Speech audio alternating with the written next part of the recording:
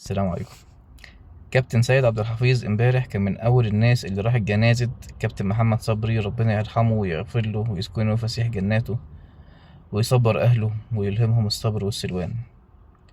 سيد عبد الحفيظ اللي تقريبا 90% من الزملكاوية بيكرهوه، وفي منهم اللي كان بيتريق عليه وفي منهم اللي كان بيشتمه، عشان سيد كان دايما واقف في صف النادي الاهلي طبعا زي اي اهلاوي، لكن كان بيخش خناقات بقى عشان الاهلي، مع اتحاد الكورة، مع مجلس إدارة الزمالك اللي هو كان فيه المستشار مرتضى وأحمد وأمير ولاده، وكان دايما بقى في الصورة ساعتها، وخناقاته وصد ورد وكلامه.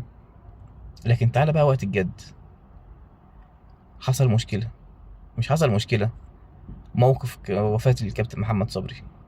سيد أول واحد رايح، ورايح لوحده. لما تشوف الفيديو بتاعه داخل كده بطوله، مش مثلا حتى مكلم حد من لعيبة الزمالك أو نجوم الزمالك تعالى بس أروح معاك أو خدني في إيدك ولا بتاع، لا، رايح بطوله. الحاجات دي ما بتستناش، وفي واجب عزا وفي اصول وفي تربية ربنا عليها، ما بتستناش، بتتعامل من غير ما يفكر فيها.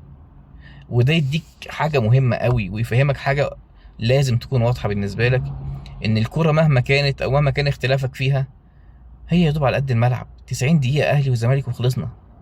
لكن بعد كده ما ينفعش يكون في خلاف بينك وبين واحد لمجرد ان ده زملكاوي وانت اهلاوي، وانت متعصب لرأيك وهو متعصب لرأيه، فنقعد نشد مع بعض فنكره بعض فيحصل خلافات. لا، الناس مستغربه ان سيد راح هناك في حين ان ده الطبيعي. سيد دلوقتي كابتن سيد عبد الحفيظ عضو مجلس اداره في النادي الاهلي، وفي اكتر من عضو مجلس اداره في النادي الاهلي كانوا موجودين امبارح في العزاء. ده اللي هو ده الطبيعي. انما بقى الخلافات والمشاكل والتعصب ده مش الطبيعي. في ناس اكل عيشها الحاجات دي، في ناس اكل عيشها ان يفضل كل يوم في مشاكل بين الاهلي والزمالك، واكترهم الاعلاميين. ما هو لو ما حصلش الكلام ده مش هيلاقي حاجه يقولها، هياكل عيش منين؟ يلا بقى الترند النهارده، فلان بيشتم في علان وعلان بيرد على فلان، وده يشتم في ده وده يجيب ده ونكلم ده وده يطلع مداخلة، ويلا نهيج الدنيا. نمسك العقل الله يكرمكم، الموضوع مش مستاهل.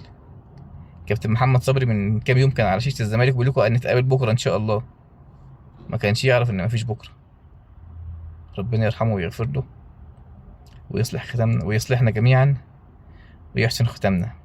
الموضوع مش مستاهل، الكورة ما تستاهلش أبدا تبقى سبب للخلاف بيننا وبين بعض.